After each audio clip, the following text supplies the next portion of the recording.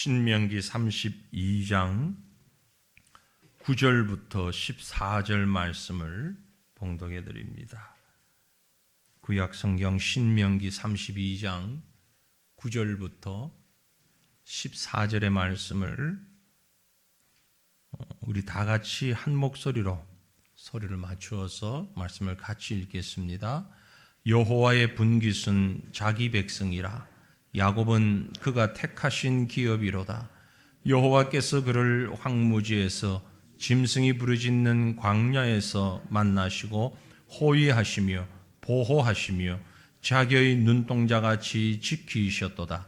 마치 독수리가 자기의 보금자리를 어지럽게 하며 자기의 새끼 위에 너풀거리며 그의 날개를 펴서 새끼를 받으며 그의 날개 위에 그것을 엎는 것 같이 여호와께서 홀로 그를 인도하셨고 그와 함께한 다른 신이 없었도다. 여호와께서 그가 땅의 높은 곳을 타고 다니게 하시며 밭의 소산을 먹게 하시며 반석에서 꿀을 굳은 반석에서 기름을 빨게 하시며 소의 엉긴 젖과 양의 젖과 어린 양의 기름과 바산에서 난 숫양과 염소와 지극히 아름다운 밀을 먹이시며 또 포도즙의 붉은 술을 마시게 하셨도다.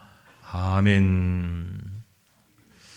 한 해 동안 열심히 땀 흘리며 수고하며 살아오신 여러분들을 축복하며 또 격려하며 위로를 드립니다. 지역에 따라서 날짜선이 다르니까 다를 수 있습니다만 우리가 사는 이 땅에서는 지금 잠시 후면 이제 2024년을 맞이하게 됩니다.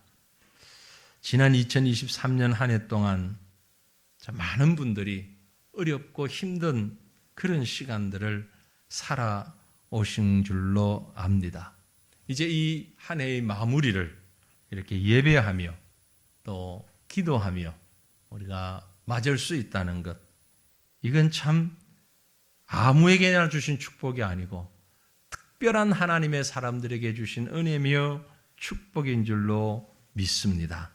지난 한 해 동안에도 지구상의 여기저기에서 참 많은 사건 사고들, 끔찍한 일들, 많은 범죄와 불안한 소식들도 많이 있었습니다.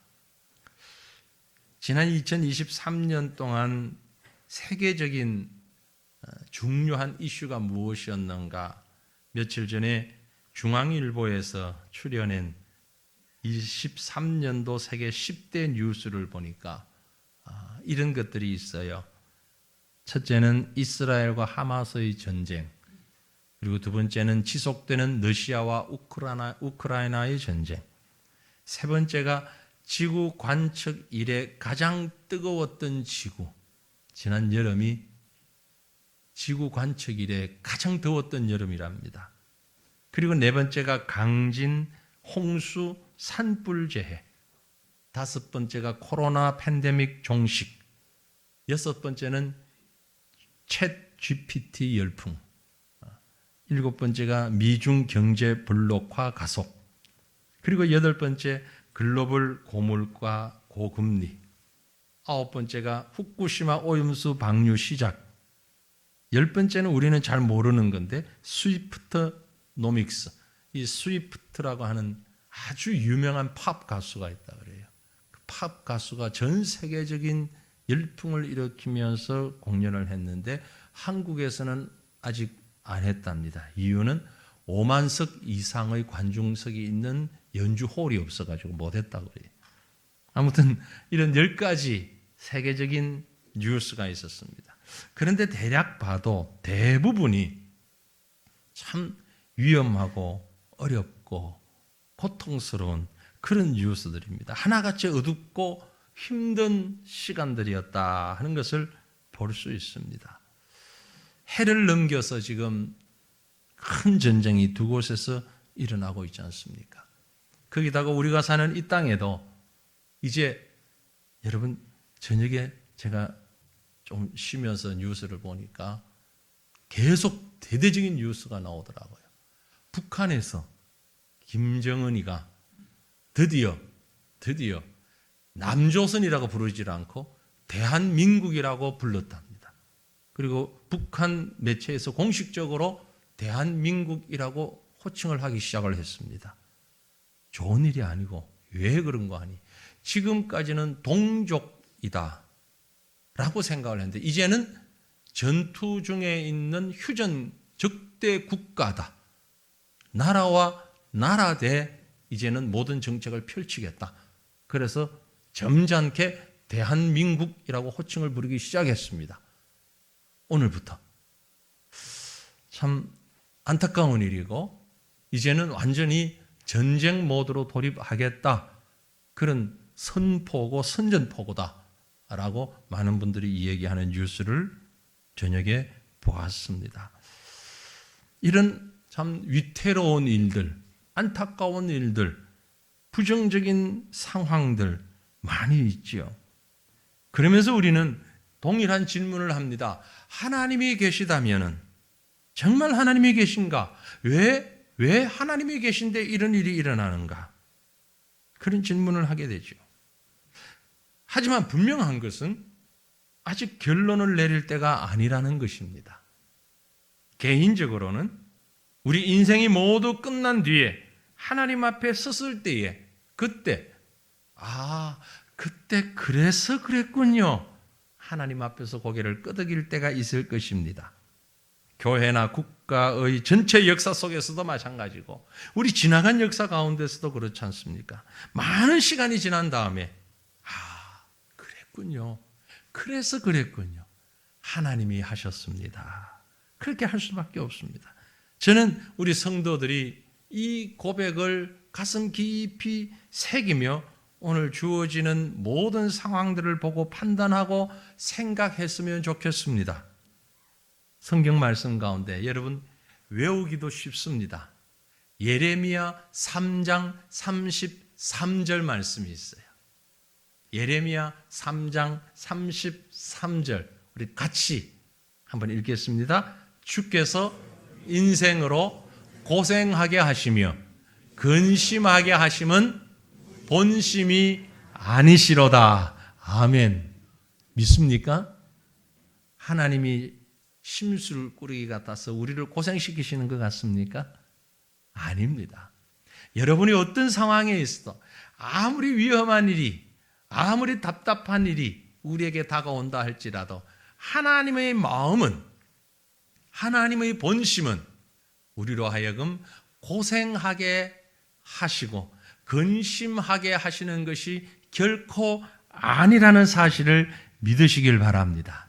그 하나님을 좀 더 가까이 그리고 좀 더 분명하게 이해하고 하나님을 만나고 믿음으로 나아가실 수 있기를 축원합니다. 하나님을 믿는다 하면서도 그 하나님이 나에겐 어떤 분인가를 잘 모르고 막연하게 하나님을 생각하는 분들이 참 많이 있습니다. 여러분이 알고 여러분이 믿고 있는 하나님은 어떤 하나님이십니까? 신학적인 답을 요구하는 게 아닙니다. 여러분 개인의 신앙 고백을 담은 답을 요구합니다. 하나님은 어떤 분이십니까? 여러분이 지금까지 믿고 지금까지 동행해 오신 하나님, 그 하나님은 어떤 분이십니까? 오늘 이 질문을 가지고 말씀을 바라봅니다. 구약에서 하나님을 정말 잘 이해했던 한 분이 있습니다. 물론 많은 구약의 인물들이 다 하나님을 이해했겠지만 그 중에서 유난히도 하나님을 정말 이해했던 인생을 지나오면서 뼛속 깊이 하나님을 이해했던 인물이 누구냐? 모세가 아닐까 생각을 합니다. 그죠? 모세의 인생 40년 정말 색다른 인생 1막, 2막, 3막의 삶을 살면서 모세만큼 하나님을 더 많이 이해한 사람이 있을까? 출생하면서부터 드라마틱하게 출생했잖아요. 죽을 수밖에 없는데 강물에 띄워져서 그 인생이 살아났고, 그래서 왕궁에서 서서 살다가 광야에서도 살다가 출애굽의 지도자로서 살다가 정말 이렇게 브라이어티하고 드라마틱한 그런 인생이 또 있을까 싶을 만큼 모세의 인생은 대단했습니다. 그 모세가 임종을 앞두고 죽음을 앞두고 하나님에 대한 고백을 합니다. 내가 아는 하나님은 이런 분이야. 여러분, 그 모세가 경험한 하나님, 바로 우리가 믿는 하나님입니다. 오늘 한 해를 보내면서 새로운 한 해를 또 시작하면서 우리 모두가 이렇게 모세가 고백했던 것과 같은 하나님에 대한 바른 신앙의 고백, 또 다른 말로는 바른 영적인 정체성 가지고 하나님을 하나님으로, 나의 하나님으로, 바른 하나님으로 인식하고 이 한 해를 시작했으면 좋겠습니다. 여러분, 우리가 믿는 하나님은 어떤 하나님입니까? 모세를 통해서 보여주신 하나님은 어떤 하나님이십니까? 그 하나님은요, 자기 백성들을 지키고 보호하시는 하나님이십니다. 자기 백성을 정말 끔찍하게 지키고 보호하시는 하나님. 우리가 읽었던 10절 말씀에 보니까 이런 말씀이 있어요. 여호와께서, 지금 모세의 고백입니다. 여호와께서 그를 황무지에서 짐승이 부르짖는 광야에서 만나시고 호위하시고 보호하시며 자기의 눈동자같이 지키셨도다. 이스라엘 백성이 통과했던 광야, 모세는 중간 40년 광야에서 양을 치면서 살았고 마지막 40년 이 백성을 인도하여 광야를 헤매면서 살았기 때문에 누구보다도 광야에 대해서 잘 알고 있는 사람이었습니다. 정말 사람 살기 힘든 곳입니다. 일교차가 심해서 낮에는 폭염이, 밤에는 추위가 견디기 어려울 만큼 몰아치고 마실 물이 없고 독사가 우글거리고 맹수가 들끓는 도저히 사람의 힘을 가지고서는 견딜 수 없는 곳이 바로 광야인데, 그런 광야에서, 황무지에서, 짐승이 부르짖는 곳에서 하나님이 하나님의 백성들을 만나주셨다는 것입니다. 만나주셨어요. 뿐만이 아니라 그 광야를 사는 동안에 하나님이 그 백성을 호위하셨다고, 지켜주시고 보호하셨다고요. 여러분, 성경은요, 듣기 좋은 말만 하는 그런 책이 아닙니다. 성경은 실제 상황을 그대로 기록하고 있습니다. 보세요. 그 유명한 다윗도, 성군 다윗도 수치스러운 성범죄 사실을 그대로 성경에 적고 있잖아요. 압살롬의 범죄도 그대로 적고 있고요. 아주 추잡한 듯 느껴지는 시아버지와 며느리의 관계, 그런 불륜도 성경에는 적혀져 있습니다. 그렇게 정확하게 적나라하게 적는 성경에 광야에서 이스라엘 백성이 고난을 당했다든지 목말라 죽었다든지 맹수에게 물려 죽었다든지 일사병으로 죽었다든지 그런 기록이 전혀 없다는 거죠. 애굽에서 나올 때에 불순종함으로 인하여서 모든 사람이 죽었지만 광야에서 결코 위험 때문에 그 위험에 노출되어서 호랑이에게 물려 죽은 사람 아무도 없어요. 목말라 죽은 사람도 없고 배고파 죽은 사람도 없다는 거죠. 여러분, 광야에서 물을 만난다는 것은 쉽지 않은 일입니다. 먹을 것을 찾는 것도 쉽지 않은 일입니다. 여간 문제 아닙니다. 그러나 하나님은 광야 40년 동안 그 200만이나 되는 이스라엘 백성들을 다 먹이시고 입히시고 보호하셨다는 겁니다. 누구도 알지 못하는 죽음의 땅에서 이스라엘은 하나님이 그들과 함께 계시며 보호하시고 인도하시고 그 광야를 무사히 통과할 수 있도록 지켜주셨던 사실을 체험했습니다. 오죽했으면 자기의 눈동자같이 지키셨도다. 여러분, 눈 없는 분 계십니까? 다 눈 가지고 계시죠? 너무나 쉽게 설명해 줬잖아요. 하나님께서 우리 몸을 지켜주시고 우리를 만드셨는데 눈동자를 기가 막히게 오늘 우리 안과 선생님 안 오셨네. 안과 선생님 계신데 오늘 독감이 걸려가지고 예배 참석 못 하셨는데 더 잘 아시겠죠. 이 눈이 얼마나 중요하면 하나님께서 우리를 만드실 때 눈은 돌출되게 만들어 놓지 않고 동굴을 파가지고 뼈를 딱 만들어가지고 그 안에 딱 들어가도록 만들었잖아요. 그리고 바깥에 눈꺼풀을 탁 씌워놨잖아요. 눈썹을 왜 만들었습니까? 마스카라하고 화장하라고 만들어 놓은 거 아니잖아요. 그게 이물질이 들어가지 못하도록. 그리고 순간적으로 자꾸 깜빡이면서 눈물이 내려서 윤활유 역할을 해서 계속 씻도록. 잠자고 나면은 아침에 뭐가 껴요? 눈곱이 끼잖아요. 그게 낮 시간 동안에 들어왔던 먼지들을 다 모아가지고 눈이 정화작용을 해서 오물들을 다 밖으로 몰아내는 거예요. 하나님이 이 조그마한 눈 속에 상수도 하수도 시설까지 다 만들어 놓으셨어요. 오죽 잘 만들어 놓으셨으면 나도 모르게 재채기를 할 때는 순간적으로 눈을 딱 감아요. 왜? 튀어나갈까 봐. 안 감으면 튀어나가 이건. 여러분 자신 있으면 한번 해봐요. 재채기하면서 눈뜨고 한번 해봐. 근데 못해. 할 수가 없어. 하나님이 그게 안 되도록 만들어놨어. 재채기할 때는 눈을 딱 감도록 만들어놨어. 그만큼 눈을 보호하시는 거예요. 네? 우리 인체를 다 하나님이 보호하시지만 눈만큼 확실하게 보호하는 게 또 돼 있습니다. 하나님이 자기 백성을 자기 눈동자처럼 지키신다는 말이 바로 그런 말씀이에요. 괜히 습관적으로 지나가는 말로 듣지 마세요. 하나님이 우리를 그만큼 보호하신다고요. 거기다가 저 같은 사람은 이제 둘 가지고 모자라서 둘을 더 앞에 딱 해서 더 잘 보이도록 만들어 놓고, 게다가 저는 이게 또 와이드로 만들어 주셔가지고, 제 눈은 와이드 렌즈예요. 무슨 말인지 모르시면 그대로 넘어가세요. 저희 집에는 이렇게 원형으로 된 눈도 있는데 저는 와이드예요. 그래서 다 모든 화면을 옆으로 잘 본단 말이에요. 하나님이 그렇게 다 만들어 놓으셨어요. 완전 무결하게 만들어 놓으셨어요. 보기 싫은 것 볼 때 눈을 감게 만들고. 네. 눈으로 표현할 수 있는 게 얼마나 많이 있습니까? 웬만한 의사 표현 눈으로 다 하잖아요. 사랑스러운 것도, 미워하는 것도, 싫은 것도, 좋은 것도 눈으로 다 표현이 되잖아요. 하나님이 이렇게 지키시는데 누가 하나님이 우리 몸의 눈동자처럼 한순간도 떠나지 아니하고 지키고 보호하신다는 사실 여러분 믿으시길 바랍니다. 그 하나님께서 2023년을 지켜주셨고 또 2024년을 지키고 보호해 주실 것입니다. 염려하지 마십시오. 두려워하지 마십시오. 북한이 무슨 소리를 해도, 세계에 무슨 전쟁이 일어나도, 어떤 천재지변이 일어난다 할지라도 염려하거나 두려워하지 마십시오. 하나님께서 우리의 영을 지키고 보호하심을 믿으시길 바랍니다. 하나님은 또한 자기 백성들을 훈련시키시는 하나님이셔요. 다시 한번 오늘 말씀을 주목해 보시길 바랍니다.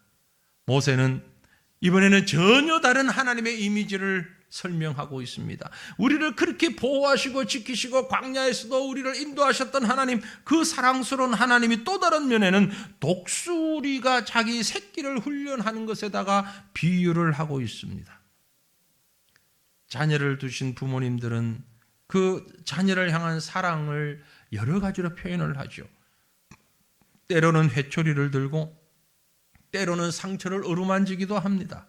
하나님은 언제나 우리를 따뜻하게 지켜주실 뿐만이 아니라 마치 독수리가 새끼를 다루듯 혹독한 훈련도 시키면서 우리의 믿음을 세워주시는 분이라는 것입니다.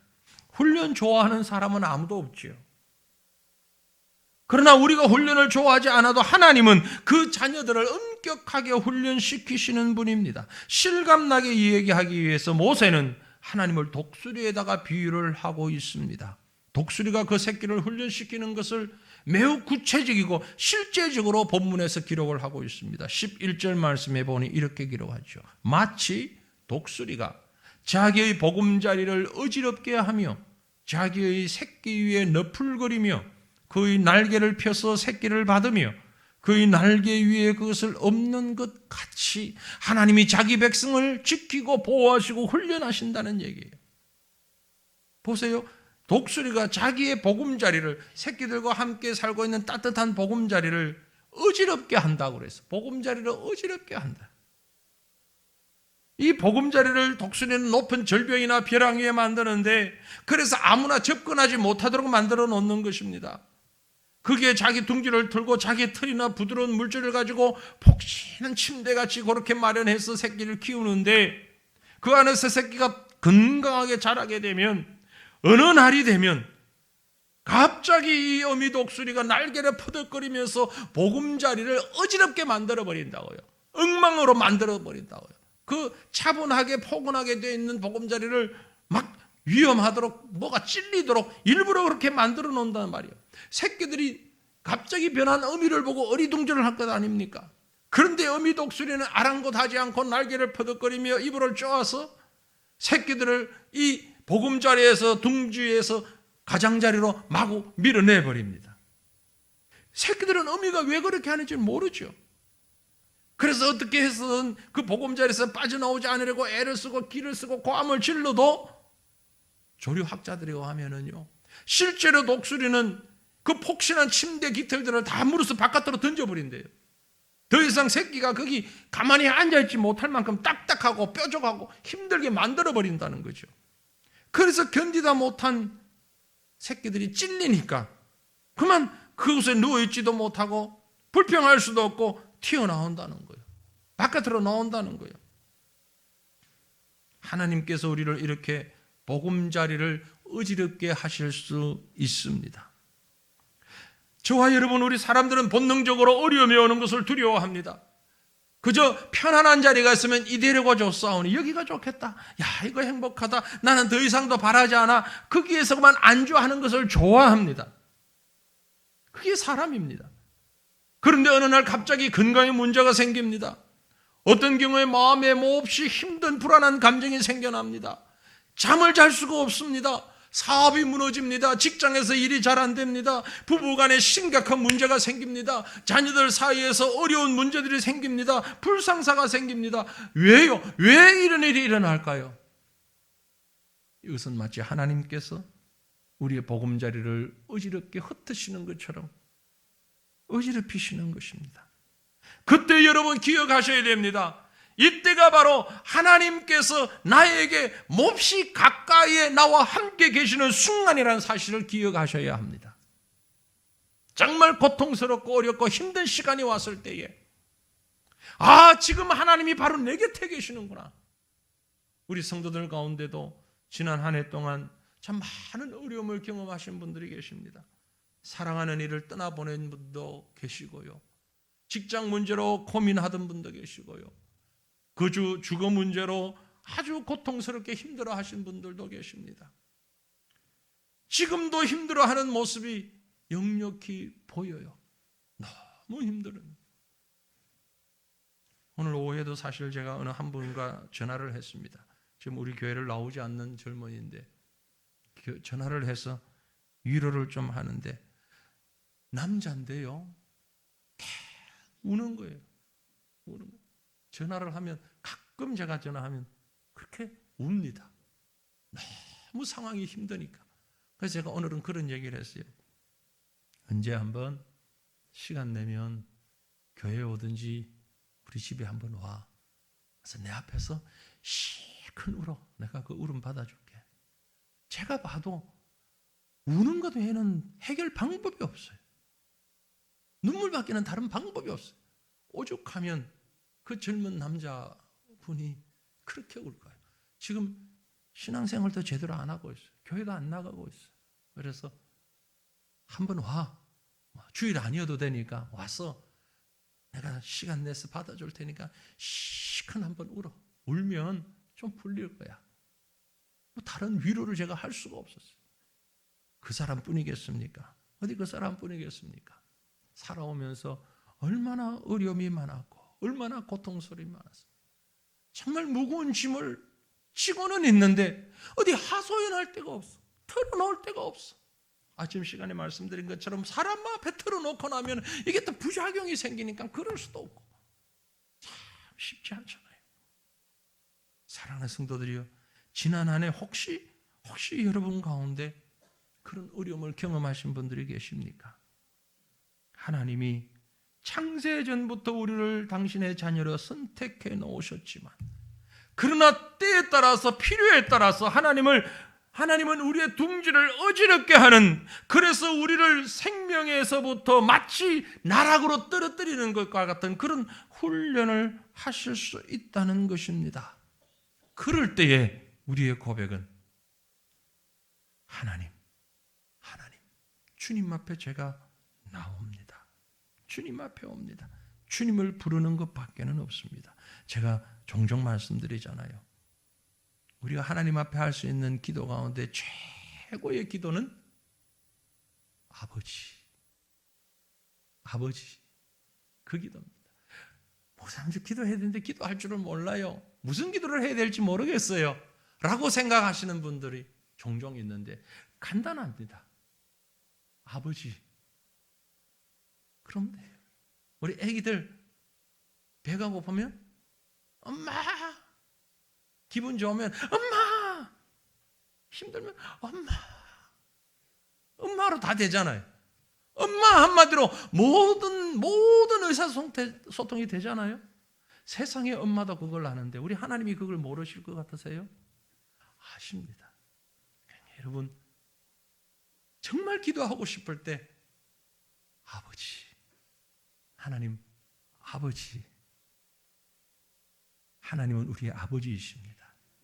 우리가 비록 힘들고 어렵고 고통스러운 나락으로 떨어지는 것과 같은 상황이라 할지라도 그것은 하나님이 우리를 세우시고 우리를 훈련시키는 과정이라는 사실을 깨닫고 하나님 앞에 더 가까이 나오시기를 바랍니다. 모세가 경험한 하나님 바로 그런 하나님이에요. 저와 여러분이 경험한 하나님 바로 그 하나님입니다. 그래서 이 말씀 가운데 보면 공중에서 떨어뜨리신다고. 독수리는요 자기 새끼를 공중에서 떨어뜨려요. 죽으라는 것 아닙니까? 새끼는 잔뜩 겁에 질려 있을 겁니다. 근데 어미는 갑자기 떨어뜨려 새끼는 떨어지면서 나 죽는다 그럴 것 아니에요. 네? 독수리 말로 우리 말은 아니지만 나 죽는다 하는 비명을 지르면서 떨어질 거예요. 근데 말씀해 보니까 그렇게 해놓고 내려가는 걸 모습을 보고 있다가 독수리가 쏜살같이 밑으로 가서 그 날개로 새끼 독수리를 다시 받아 올린다는 거죠. 그리고 다시 위로 올라가는 겁니다. 그리고 또 때리는 거예요. 모세가 광야에서 그런 독수리를 보았어요. 그래서 이건 마치 하나님께서 우리를 훈련하시는 것 같다. 하나님께서 우리를 훈련하시는 것 같다. 가정에 어려움이 있어 예수님 찾아왔는데 교회를 나왔는데 교회에서 신앙생활을 하는데도 불구하고 가정의 어려움은 문제는 끊어지지가 않고 기도는 열심히 한다고 하는데 하나님은 어떤 것도 응답해 주시는 것 같지가 않고 1년, 2년 시간이 지나가며 고통스러울 때가 한두 번이 아닙니다. 여러분, 그러나 하나님이 고쳐주실 줄로 믿고 그 하나님만 의지하실 수 있기를 바랍니다. 하나님이 도대체 왜 이러십니까? 능력이 없어 그러시는 것 아닙니다. 사랑이 없어 그러시는 것 아닙니다. 하나님의 목적이 있습니다.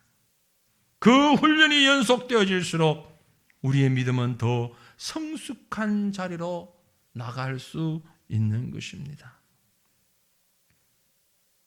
금년 한 해 동안 우리가 살아오면서 참 많은 아픔도 어려움도 있었습니다. 그러나 그것은 우리를 넘어지게 함도 우리를 죽음으로 이끄는 것도 아닌 생명으로 이끄는 하나님의 사랑인 것을 결코 잊지 마시기를 바랍니다. 그래서 마지막으로 하나님은 자기 백성들을 축복하시는 하나님, 근심하지 아니하게 하시는 하나님, 축복하시는 하나님이라는 사실을 믿으시기를 바랍니다. 이미 2024년이 되었습니다. 금년 한 해 하나님께서 저와 여러분을 이렇게 축복해 주실 줄로 믿으시기를 바랍니다. 13절과 14절 말씀을 우리 함께 읽습니다.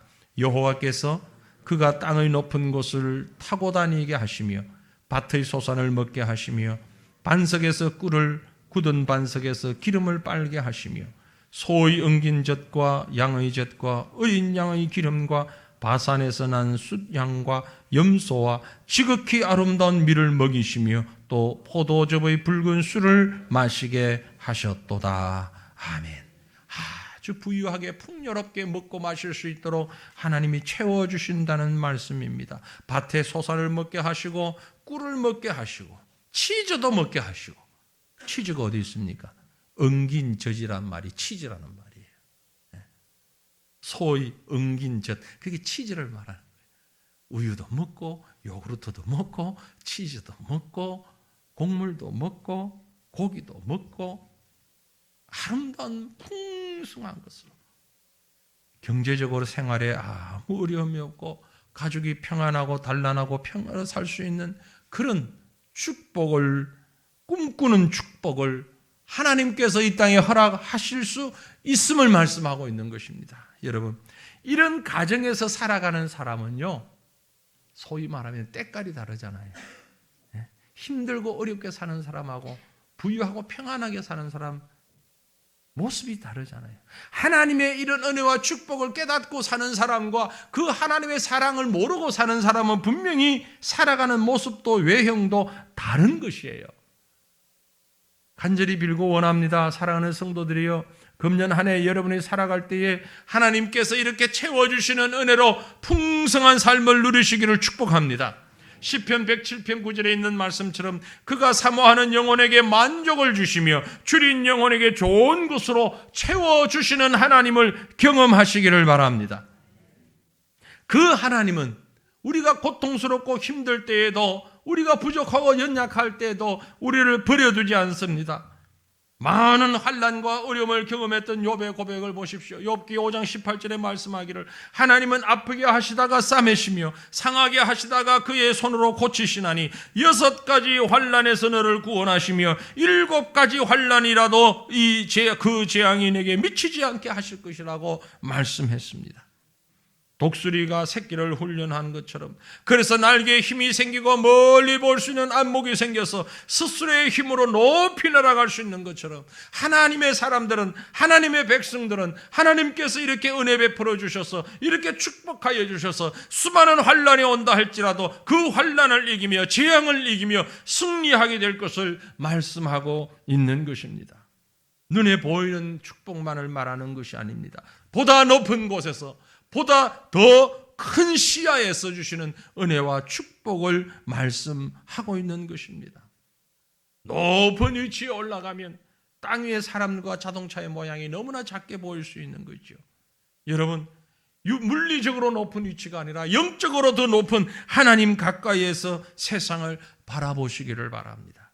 그래서 금년 한 해는, 2024년 한 해는 정말 하나님 곁에서 하나님의 시각을 회복함으로 인하여서 세상 사람들이 아웅다웅하며 그 속에서 힘들어하고 고통스러워하는 모든 것들이 오히려 우리에게는 아름다움이 되고 더 큰 하나님의 사랑이 되고 축복이 되는 줄로 알아서 우리를 지키시고 인도하시고 보호하시는 하나님으로 인하여서 더 기뻐하고 더 풍성한 열매가 있고 영원한 생명이 있는, 그래서 우리를 향하신 우리 아버지 하나님의 뜻이 무엇입니까를 바라보면서 금년 2024년의 표를 우리를 향하신 하나님의 뜻을 이루게 하옵소서. 하나님께서 우리 각자를 향하여서 주시는 뜻이 있을 줄로 압니다.